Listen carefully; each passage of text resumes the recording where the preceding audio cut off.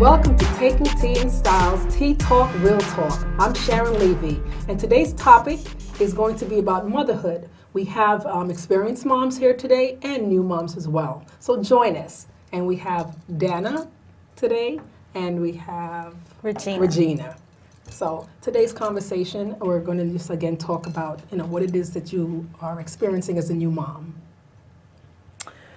Well, I have 18 months in of this motherhood thing, and my daughter has completely taken over my entire life, which is a huge change for me, but it's great. And I guess one of the biggest things for me in the beginning was learning how to be more open and going with the flow. I'm a huge planner. So before Emmy came, I always thought, oh, I can plan almost everything for timing, for everything, schedule, what comes first. And then she came and it's just Emmy's schedule. Right. However it is, it's just Emmy's schedule. Yeah. Her needs, her schedule, what happens with her, it's her schedule. So planning is very difficult. And assuming that you can plan, for me, is not working. Okay. So So I mean, has it totally changed your life drastically in that because of the fact that you are so like a stickler with time and schedules and things like that? So having a daughter has totally changed my life. Even if she could be scheduled, I think things would still be completely changed. I'm a new person. I feel different. I look different. Mostly tired, but I look different. I feel different. I am a new person after her, after her birth. Yeah, and as my friend, I always said, "Wow, you're so busy as it is." I mean, Dana never stays still. Sure. She's always running around doing things for people. So I always wonder, well, how is she going to really take motherhood? For someone that's always so busy on the run and doesn't have time for herself. Yes. So with that said, timing for self, how does that fit into your schedule? So, Evidently not. Right. No time for self. There isn't a lot of time for myself at all. Although, I have said in this new year, 2014, I am going to try very diligently to be a person that can schedule in time for myself. I know it's important. When I do have time to myself, I feel like it renews me, rejuvenates me, gives me a little boost, a little lift. But up until now, my free time has been scheduled things that I have to do. Right. Either an activity that I'm committed to, or family events, or even activities with my friends, but things that I've committed to doing, or grocery shopping, or a Target run, or Babies R Us. It hasn't really been time for just me. So now I am planning to do that in this year. Okay. And I think it will make a difference. Okay. And give me some sort of, but it's true, I don't just sit around and I'm always on the go and I am really busy with her, but my mom was the same way with me when I was young. She would take me everywhere, we'd go everywhere, I'd go with her. So it's just in my blood. Yeah, I mean, I am amazed today with all the moms, what I meet. When I was, I was much younger when I had my first child, but I wasn't doing half the things that you guys are doing with your kids. It's so many different things now, music, dance, languages, just so many different things you can do with the kids now, which I didn't have or really know about because I was so much younger. So I really admire the mothers that are really dedicated to their kids with all these different programs. I mean, I get tired listening to her saying, Emmy has to go to this, and then on top of that, you have all the parties and all those things as well. Now, as a more experienced mom, what's your take on this? Well, I'm listening to Dana, and she's already trying to schedule time for herself, which is quite an accomplishment because my children are out of college, and just 2 years ago, I decided that I needed to schedule time for me. Wow. You hear all the time that women put themselves last, and it's very true. We take care of spouses, significant others, children, mothers, fathers, whoever, and then we let ourselves go. So I'm really pleased that that is her New Year's resolution or endeavor, because it really is important that you rejuvenate yourself. Otherwise, you burn out, and That's that won't true. be good for you, your husband, or your child. So it's really good that you have that mindset to make that step. My big accomplishment for me 2 years ago was to actually join the health club. Okay. And I do love it. My motivation was that they offered ballroom dancing. And so I do all fun activities on Right. Saturday, and I Okay. end with ballroom dancing, and I really do love it. It does help to refresh me, rejuvenate me, and I get rested Right. even doing that. Okay. And you do look That's forward nice. to going. Oh, absolutely. I know. Yes. Yeah. So, and my kids, I think they enjoy. I have a 24-year-old, Okay. 26-year-old, and Wow. 28-year-old. You look amazing. Yes. Well, thank you. But I think they enjoy the fact that I've taken a step to do something for me. Right. Right. Because you know what? They're always going to be a baby. So my daughter's going to be 21 in March. And I'm looking at her like, wow, my baby. And she says, Mom, I'm not your baby. But they're always going to be a Yes. baby, and you're always going to sacrifice for them. You know, right now she's at home working and going to school. Yes. And whenever I can, since I'm an entrepreneur, you know, I'll drop her to work. I'll pick her up. You know, now she's doing a night class. And I'm like, oh, Yes. gosh, I don't want her to be, you know, that late on the bus. So I'm like, maybe I need to go. So you're always doing things Yes. for them. Motherhood is like forever. It is. You know, and my mother, who was probably 75, you know, now, she's still always trying to do things for us It's and always true. advising us. So you're never going to get too old to be doing those things for your children. Right. You know, so it's a wonderful feeling. I was thinking earlier that it's probably the toughest job, being a mother, but And absolutely is the rewarding. toughest It job. is. the most rewarding Yes. as well. As you Right. see your children grow and accomplish and mature, it's really rewarding Right. in and of itself. Right. Yeah. It's true, and even this young stage that I have at 18 months, the little things that happen are such big things for me. Right. And I am a huge proponent of first things, like Oh, yeah. first activities, Right. first travel, first. But for me to watch my daughter's first of everything, it's amazing. Yes. And she is starting to say more words now, and she has more movement, and she's just, it's really just amazing. She's starting to understand like patterns, Right. mostly because like from the music, we've been going to music Yes. classes, but I think it's just like the music in her. My Right. family has Yeah. a lot of like musical talent, Right. and it just has come out in Right. her. And the amazing, it's amazing to watch her in class react to drums and songs and dance, and in the same the same week, the next day, she's in Spanish class or she's in gym class, and she's moving and doing different things that she didn't do on Monday. Yeah. Each week she Right. learns Yes. something new. It's just amazing. So for me to see first, like in my own little small circle, it's so much. I can't even believe it. Which So- is fabulous. But even though you see all those first, the time goes so So fast. It does. I was a So stay-at-home fast. mom for 12 years, Wow. and I thought I was doing the best thing being there. But then the next thing you know, they're going to kindergarten. Oh, and then they're going to middle school. And then they're off to college, and you think, well, wait a minute, I was Right. home I with know. them, but what happened to that time? Right. So it's good that you cherish those moments and you take the pictures, because you'll be able to show her and Right. share with her these times. Right. Yeah, it's amazing. true. They grow up so quickly. So, like, how many activities do you have your daughter in? Oh gosh.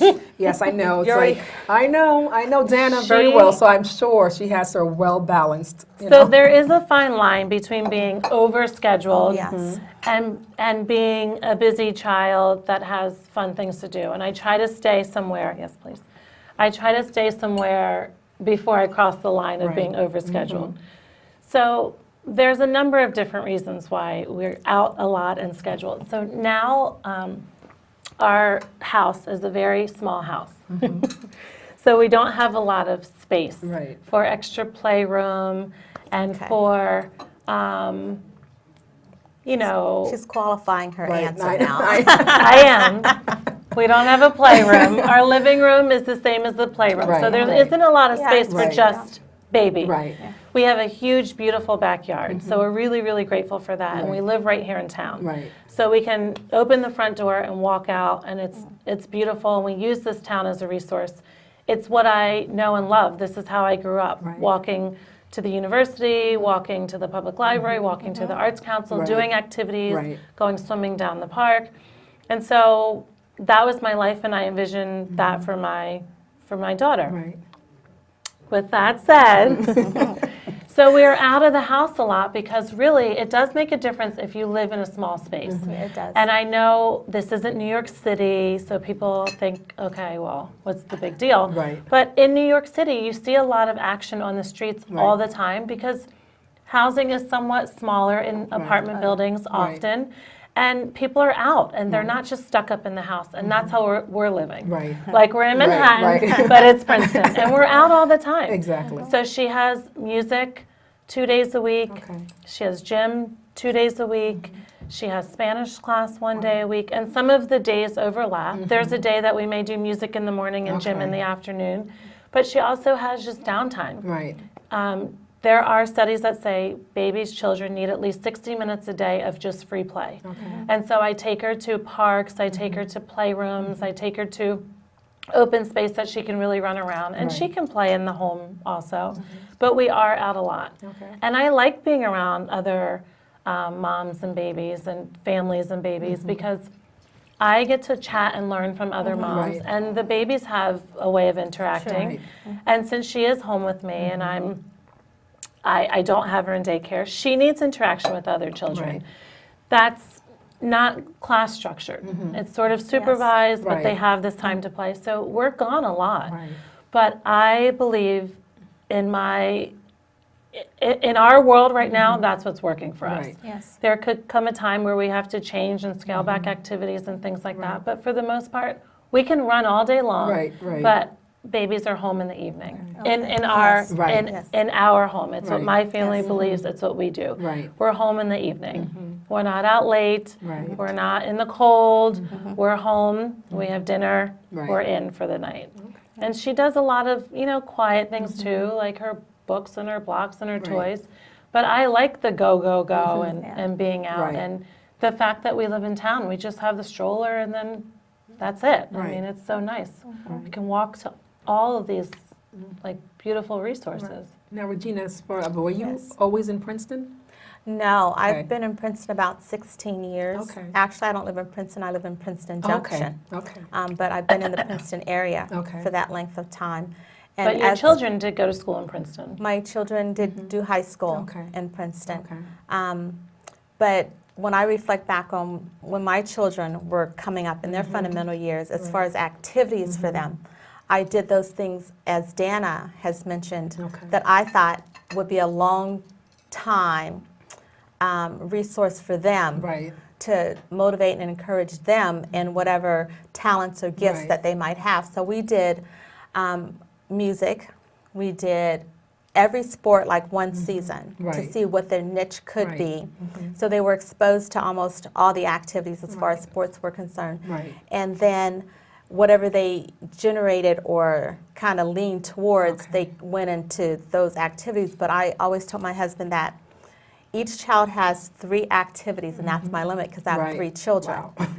And then anything on top of that, I'm not going to be responsible Right, for. right. He has to commit to Okay. and be responsible for. So it was always our 3 Right. activities Right. that Wow. And that's a lot with 3 children and 3 Right, activities. absolutely. Now, It what is. age did you start them? Were they very young, like Dana's, when you started them and things? Or- Yes, my Okay. oldest son was 4 when he started piano lessons. Okay.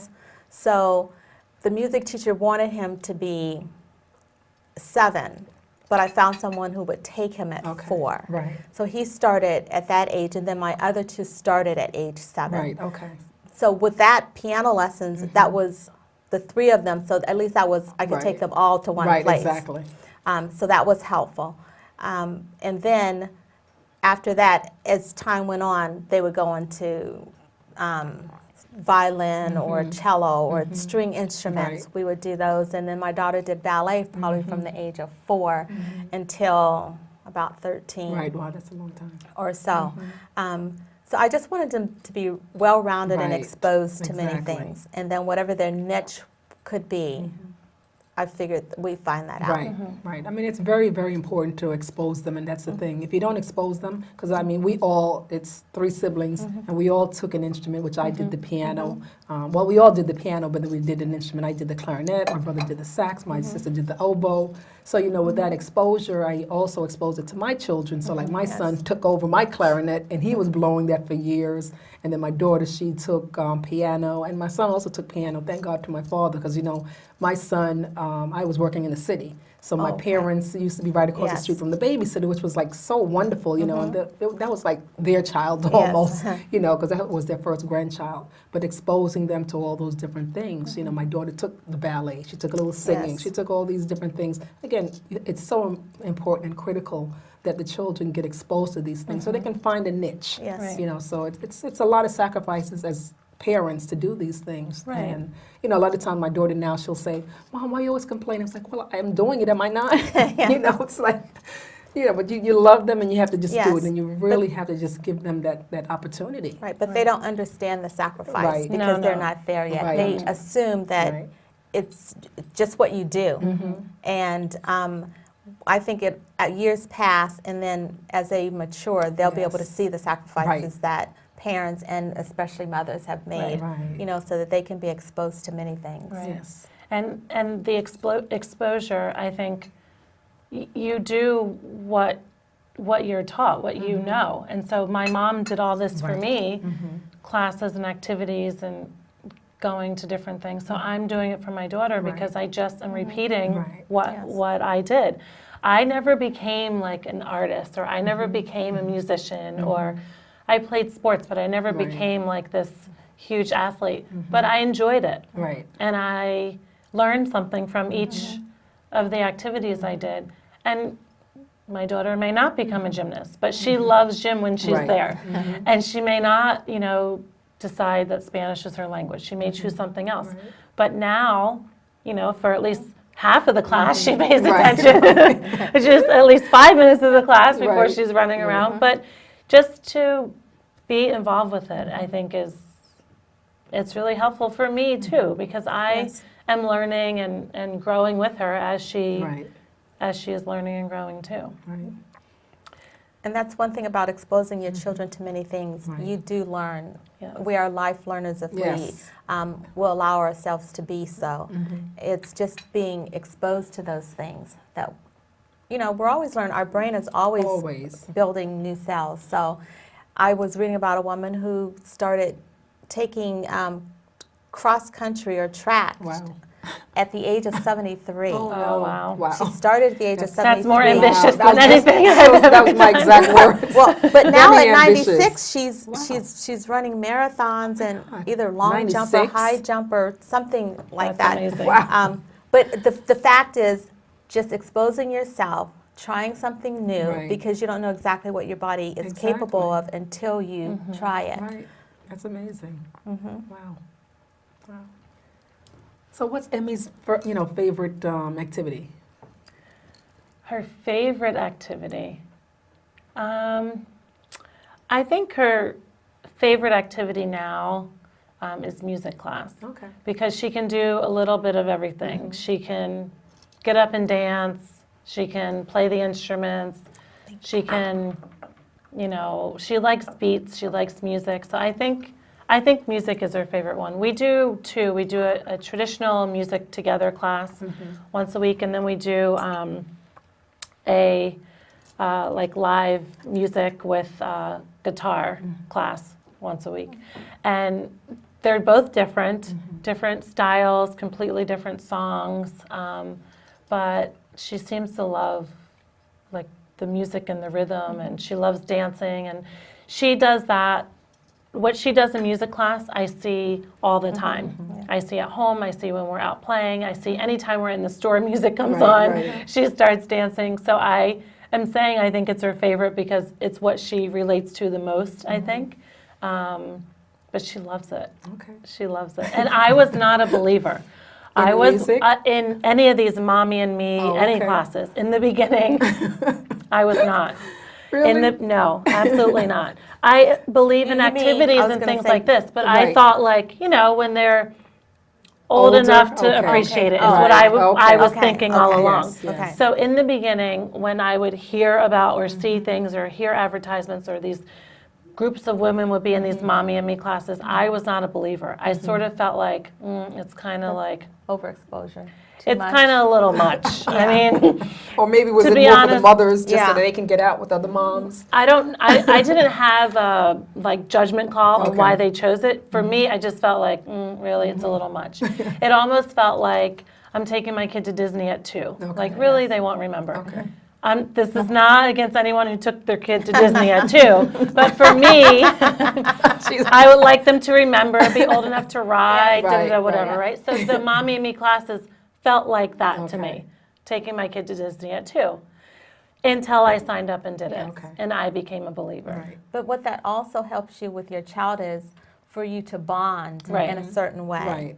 So the interaction, I think almost anything that you do with your child, the interaction builds that bond. Right. Yes. So you may have thought on the outset that it wasn't necessary, but it really does is. develop the relationship between you and your child. Your Right. child gets to know you, you get to know your child, Right. and that therefore you're bonding Right. everything that you're Right. exposed to Right. together. Yes. And my actions with her are different. Like in music, we're like a little silly and we're dancing and singing and it's more fun. And in Right. gym, I'm like, in the way I can, roll around with her at my old age.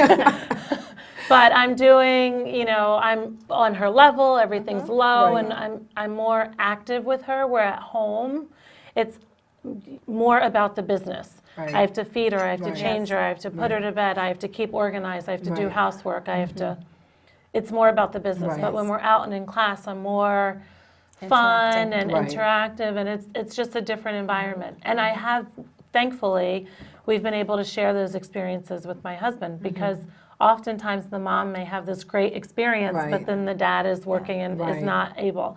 And so we've been able to, go to some classes on weekends good. or holidays or things, so that he has Right. this interaction with her Right. too. And it's great. And he feels more a part of what we do too. Right. He may not be there on a Tuesday now, but he knows on Tuesday this is what it was. And Right. if he thinks at noon, like, oh, he can visualize what we're doing in that moment. So I think it helps him get through the day too, knowing that we're having so much fun Right. together. Yeah.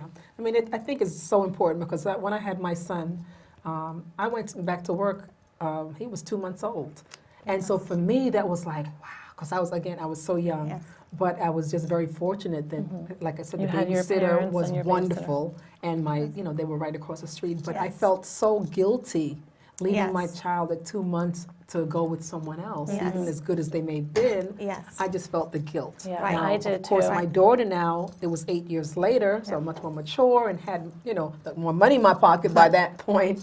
So at that time, I stayed home with my daughter probably 8 months. Yeah. And then maybe working part-time. So it was, Yes. I felt so much better, being home with my child. I felt like a better mom at that Yes. point. And not that you're a bad mom, No. but you just feel so bad when you leave your child at home at such a young age. So Yeah. it's I very feel tough. so blessed to be able to have this time with my daughter, and I know it's taken a lot to get us to this point, but we are so blessed from many different ways. In order for this time to happen, Right. we've received gifts and blessings from so many different people. It's not just my husband; Right. it's our family, our extended family, Right. my adopted family, that has allowed this time to be Right. possible Right. for us. Right. And even moving and Right. being in a better, easier, closer Right. location, that it's amazing. I feel blessed. I know it's not everybody's choice, Right.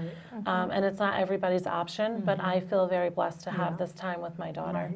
Right. If I could share, when my children were younger, I did daycare out of my home. Okay. And I ended up doing it for 9.5 years Okay. out of my home. And I was around a lot of moms. I was in a neighborhood where there were a lot of moms who were Right. home. And as our children were aging, some moms would go back to work around, their children would be around from 11 to 13. Okay. And I know 2 moms who did that and they probably worked for a month, Wow. and some maybe a couple months, and then they were back home because Wow. what they realized was they probably should have left their infants with someone while they were younger, Right. because once they become preteens or teenagers, you want to know what's going on for the day. And when Right. those kids come home from school, they want to share then. Right. If you're not there to share with them or to talk with them or to interact with them, then they've processed it, they've worked through it, Right. and then by the time you get home, they don't even want to deal with it. Right. So you might have felt bad, and a lot of moms do, Right. but it may be the better avenue to take, actually, to leave a younger child than the older ones. The older ones, yeah. Because I'm sure, I mean, the bond, you know, and as a mother, still, I think the longer you're with your child like that, I think it must be harder for you, you know, to really step off like that. And leave them, yeah. But you feel they're more mature at that point, and they can tell you what's going on. I think in Yes. a mom's eye, Right. that's how we feel, well, they can Right. tell me what's going on Right. by then. Right. But no, it's probably more beneficial to all if you're there as they age, mature toward the preteen and Right. teenage years, Right. too. Yeah. And I've seen, when I was pregnant, a group of friends, there were 7 of us pregnant, and at the same time, and I we remember all that. we all have different situations, and they all work for our individual families. Okay. And there are people who went to part-time, there are people that stay home, there are people that went back full-time. Some people are working split shift. My Right. friend's working from home. So you do what works for you Right. in your situation. Right. When I hear Regina's story, it's really my Mama Lloyd. I feel like she had the best situation possible. And I may be from the outside looking in, but I think you had the best of both worlds throughout your entire life, because you were able to stay home, then you were able to run your own business, then you were able to go to work when you were ready and still be home when the kids are off of school. And that is a blessing because you didn't have to miss. And when you chose to run a business, you were able to run your business. When you decided to go to work, you were still home when they got off of the bus. And you didn't That's miss fortunate. activities. You didn't have to make the choice between the meeting and the bus. And true. so Yeah, it's yeah, really, that's a blessing, for sure. it is. And I know that is a situation that worked for you at that Yes. time, you know, along those years. Right. But that's what I feel like I'm always searching for, like the best situation to go long term. I have always worked. I've always worked more than one job. I've always done a lot of different things. So this time of being more like a part-time worker is different for me. Right. And there is quite a transition to go through. Right. But I feel like this isn't my long term. It's going Yes. to have different turns, and Right. I am happy that I'm able to share not just with my 7 friends that were pregnant at that time, but I have moms that are my friends that you could say it's my aunt, or some are the age that could be my grandmother. Yes. Some are it's true. Right. But they're my friends. Right. Yes. It's not just someone I know from the senior center, or Right. someone I know from church, or someone I know from the women's group. These moms span across, you know, years and age differences, and they're my friends. Right. Yeah. So I learn from them, whether they think they're teaching or not in that moment. Right. I'm learning from them all the Right. time. Right. And it's wonderful to have a support Right, system. it is. Well, ladies, I thank you so much. I can't believe the time is gone already. But, you know, stay tuned for next time. Again, thank you for coming to this show today. It was a pleasure speaking to you. Until next time, Tea Talk, Real Talk with Shannon Lee. Bye-bye.